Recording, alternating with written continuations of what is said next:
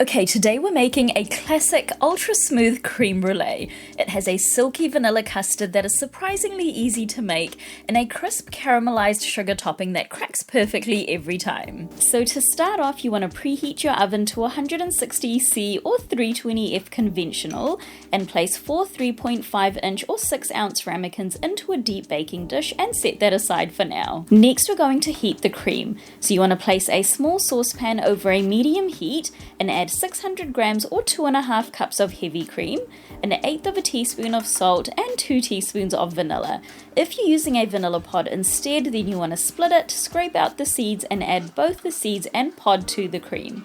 Now you just want to heat the cream until it's just steaming but not boiling, and then once it's ready, remove it from the heat and discard the vanilla pod if you used one. Now next, in a large bowl, you want to add 6 large egg yolks and 100 grams or half a cup of white granulated sugar. And then using a whisk, you want to whisk that together for about 1 minute until the mixture looks pale and slightly thickened.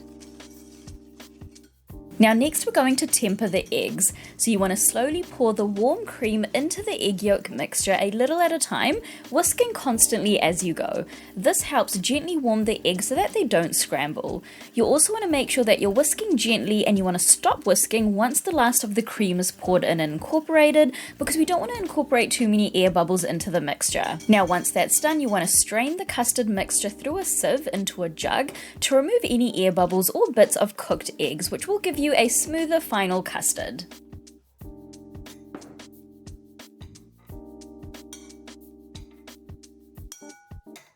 Now you want to carefully pour the custard evenly between the prepared ramekins.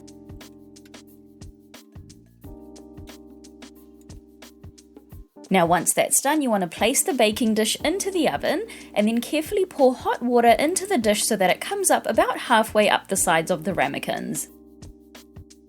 Now once that's done, you want to bake for about 35 to 45 minutes, or until the creme brulee is just set around the edges with a gentle wobble in the center. If you're using shallower ramekins, then you do want to start checking around the 30-minute mark just to make sure that they don't overbake. Now once baked, you want to remove the ramekins from the water bath and carefully place them onto a wire rack to cool to room temperature. And then once they're at room temperature, you want to cover the tops with cling wrap and then transfer them to the fridge to chill for at least 4 hours, or ideally overnight.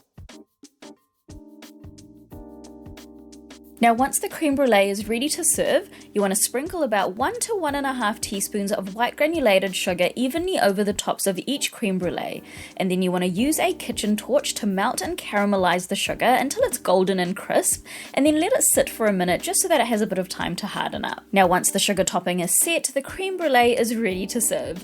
This creme brulee is creamy, smooth, so easy to make, and has that perfect classic crackly sugar top that just adds such a great depth of flavor.